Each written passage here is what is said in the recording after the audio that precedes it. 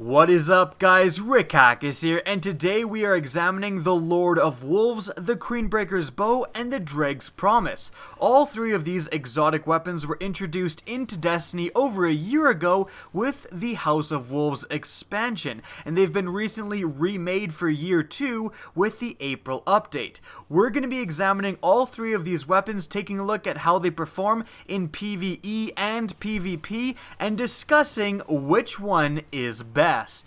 Now let's jump right into it by starting out with the Lord of Wolves. This weapon, along with all of the weapons we're looking at today, is incredibly unique. Although it is classified as a shotgun, it much more resembles a close-range pulse rifle, shooting in bursts of 5, one bullet after another, again just like a pulse rifle, rather than shooting all of its projectiles at once like a traditional shotgun. Another difference with this weapon is that it reloads with magazines instead of one shell at a time like other shotguns. The exotic perk for the Lord of Wolves is called Devil's Touch. Upon getting a kill with this weapon, you're going to buff all nearby allies with +3 recovery. This ability lasts 30 seconds. It's definitely a very useful team-focused ability. Now let's go over how this weapon functions in PvE. Well, according to the stats, this is a very high damage, extremely low range shotgun. Although this is pretty misleading because not only is this weapon high damage, it's also very high range. This weapon, again, it says it has absolutely no range. However, you're actually able to hit enemies with this weapon at distances even farther than the next farthest range shotgun. So that is a definite advantage, although at these ranges it is very unlikely that you're going to be able to get one burst kills. This additional range is certainly useful in PvE scenarios. It means that you don't have to get right up in enemies' faces in order to get kills, and you can very comfortably use this weapon in sort of closer medium ranges. And again, the Lord of Wolves does a lot of damage. It's able to take out most enemies in PvE in only 1 or 2 bursts. And the fact that this is shooting, very similarly to a pulse rifle means that you're going to be using this precision sight in order to line up headshots very easily with the Lord of Wolves. In fact, it's probably easier to get headshots with the Lord of Wolves than it is with a lot of other traditional shotguns. That is again just going to increase its lethality. The problem with the Lord of Wolves in PvE is simply that shotguns aren't in a great place right now. If you've been paying attention to the history of buffs and nerfs, shotguns right now are at one of their weakest points in the history of Destiny, tying the vanilla Destiny shotguns in which only 1% of the player base were utilizing them. Now this certainly doesn't mean that the Lord of Wolves is unusable, and in fact I found it quite good in a lot of the content I was doing, and I often use it in even heroic strikes, but anything higher than heroic strikes like Nightfalls, especially like the King's Fall raid, a sniper rifle is just going to be so much better. Now what about the Lord of Wolves' performance in PvP? Well, it's very interesting that in PvE it was almost an advantage that this weapon didn't shoot all of his projectiles at once and then it shot very similarly to a pulse rifle, but in PvP that's actually a disadvantage. The reason being is because other shotguns are able to kill instantaneously as soon as you press the trigger. This weapon is not, and you're going to actually have to land all of the shots in your burst in order to kill an enemy. Now that's not impossible to do, and especially at closer ranges, you're able to utilize this weapon extremely effectively. But again, the problem is that if you're versing other shotgun users, you will have this scenario happen where you are in the middle of your burst with the Lord of Wolves and then another enemy with a shotgun just kills you because he's able to down you again instantaneously. That is a huge downside of the Lord of Wolves in PvP, and it is a substantial downside. Luckily, it's pretty much the only downside. The range of this weapon is excellent. The power of this weapon is there. You're able to actually take down guys in their supers pretty quickly, and the fact that it reloads one magazine at a time is actually a huge advantage. In total, I would say that the Lord of Wolves is an effective and fun gun to use in PvP, although maybe not the most competitive. Now let's shift our focus onto the next weapon, the Queenbreakers Bow. This again is a very unique weapon. It's essentially a sniper rifle fusion rifle hybrid. You're going to have to charge this weapon up just like a fusion rifle, but it's going to shoot only one projectile, and that projectile is able to kill most enemies in a single headshot. Now, very importantly, with the Queenbreakers Bow, you can select a couple of different sights. You can select the marksman sights or the combat sights, and you can select different sights in a lot of other weapons in Destiny. However, with the Queenbreakers Bow, changing the sights is going to drastically change the behavior of this weapon. Marksman sights are basically what they say. They're for people wanting to use this weapon in a marksman role, and what it's going to do is it's going to make the charge time longer, but it's going to increase the damage and range, making this weapon more effective again at longer ranges. The combat sights are going to decrease the charge rate, letting this weapon shoot faster and more often, but they're going to actually decrease damage and range, making this weapon more effective up close and out to medium ranges. Now, of course, the downside of this weapon versus traditional sniper rifles is that, as I've mentioned, you have to charge the weapon before you can shoot your projectile, whereas with normal sniper rifles, they shoot as soon as you press the trigger.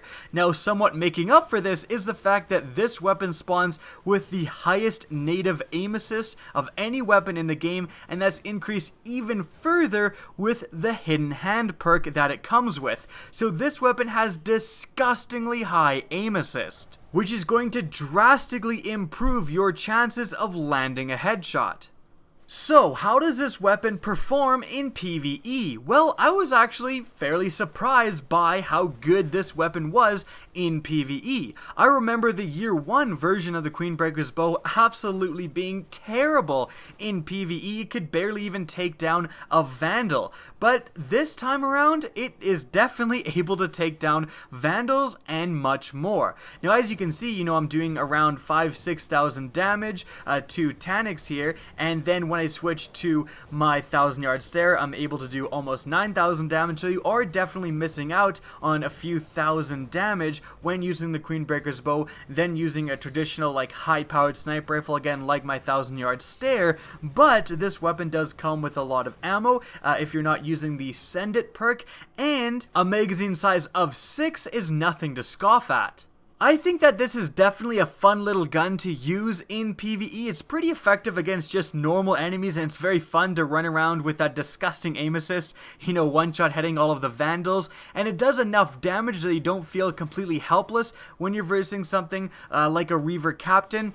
Additionally, this sniper does do a pretty good job of fitting a close medium range aggressive sniper role. The problem is that simply when looking at it purely in terms of effectiveness, if you're going to use your exotic slot for an exotic sniper rifle, the Black Spindle and probably the Zen Meteor are just going to be way better than this weapon in PvE. But if you're not concerned about pure effectiveness, if you're just doing strikes or something, and you want an actually very fun gun to use, you can definitely whip out the Queenbreakers Bow. Now, what about this gun's performance in PvP? Well, here it's very interesting because on the one hand, I didn't really like this gun in PvP in year 1 or now. I'm much better with a traditional sniper rifle. However, that being said, I totally recognize the potential of this weapon. There are times when you're using the Queenbreakers Bow that you amaze yourself that you got a headshot. You literally can't believe you got a headshot on that guy, but you just did. And that's where the Queenbreakers Bow shines in PvP, in the hands of someone who is used to using this weapon, who is good at using this weapon. It is absolutely disgusting. However, it does take a lot of practice in order to utilize. It is very different from traditional sniper rifles, so a lot of players just won't like using this weapon. It's effective, but it's going to be difficult to use for many players. I would definitely say give this a try in PvP. You're either going to absolutely love it and destroy kids or absolutely hate it and go back to a traditional sniper rifle. Now moving on, last and least, we have the Dregs Promise. The only exotic sidearm in the game, the Dregs Promise, shoots in bursts of 3, and very importantly, shoots as fast as you pull the trigger. There is no burst delay. Once you finish a burst, you can shoot the other one immediately. This weapon also has kind of strange projectiles. They have some degree of a homing factor. If you shoot slightly beside an enemy, they will kind of curve and hit that enemy. Also, they have a really high chance to ricochet.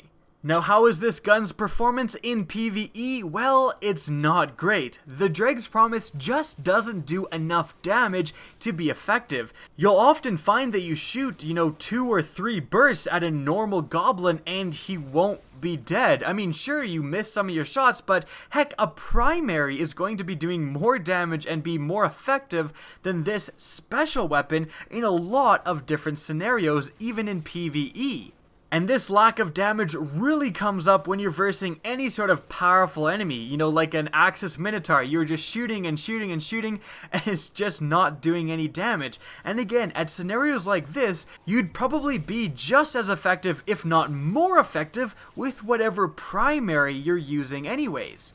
And that definitely doesn't bode well when you consider that you're giving up your only exotic weapon slot to your special weapon, which in this place could exist something like the Lord of Wolves, like the Black Spindle, but you're giving it instead to the Dregs Promise, and it's pretty much just as good as a normal primary that you're probably using anyways. The one, I guess, kind of advantage with this weapon is that when you're shooting hobgoblins, they seem not to care because you're doing so little damage that they don't actually curl up and do their shields, so I guess that's a thing, but otherwise this weapon is just not very usable. And in PvP, it's the same story. The Dregs Promise is just woefully ineffective, and pretty much any other special weapon is going to outperform it. Especially when you consider traditional sidearms just outperform the Dregs Promise and you don't have to use up your exotic slot to utilize them. To be quite honest, it's kind of sad that the Dregs Promise is this bad, and although it's kind of a funny weapon to use, and often, when I'm streaming I get challenged to use this weapon like as a joke, that shouldn't be the case, and that's not very funny that one of the most exclusive, most treasured rarities of weapons in the game, which is the exotics, have a weapon as bad in both PvE and PvP as the Dregs Promise. Exotics are used in Destiny to reward players for playing the game, to give them something good after completing usually a hard piece of content, and rewarding the Dregs Promise does not fulfill this role. It's an absolutely terrible weapon, and Bungie should definitely do something to make this weapon better. Now, with the Dregs Promise clearly out of the running, we then have the Lord of Wolves and the Queenbreakers Bow. Which one is better? Well, in PvE, I definitely have to give the edge to the Lord of Wolves. The Queenbreakers Bow definitely isn't bad, and I was surprised by how good it was, but the Lord of Wolves' killing potential in PvE is just higher. It actually functions the best in PvE. That's where the one downside of this weapon, which is that it doesn't, expend all of its projectiles at once like a normal shotgun, and therefore kind of lacks that instantaneous killing potential, that one downside really doesn't matter in PvE. So it's really just a shotgun with all upside when you're using this weapon in PvE. Now, what about PvP? Well, I actually preferred the Lord of Wolves to the Queenbreakers Bow. I just had a better time using the Lord of Wolves. However, I do have to recognize that the Queenbreakers Bow just has a higher potential in PvP. And I know this because being on the receiving end of someone who's really good with the Queenbreakers Bow is way worse than being on the receiving end of someone who's really good at the Lord of Wolves. However, the Lord of Wolves is just so much easier to use than the Queenbreakers Bow. It's actually a very tricky thing to assess because both weapons have their legitimate upsides and downsides. However, I do have to say that the Queenbreakers Bow just barely ekes out the Lord of Wolves just because its, upper echelon of its power potential is higher. But because the Queenbreakers Bow barely wins in PvP and the Lord of Wolves very clearly wins in PvE, I have to say that overall, the best weapon of these three is the Lord of Wolves. Very good, very fun to use in PvE, and also it's no joke in PvP as well. Now that's it for the video. I hope you guys enjoyed. Now if you did, please remember to help me out by simply rating or sharing this video. Now if you want to get in touch with me and keep up to date with the latest channel activity, the best way is to follow me on Twitter. That's linked in the description down below, as is my Twitch channel, which you can also follow. Again, I hope you enjoyed the video, and as always, have a good day.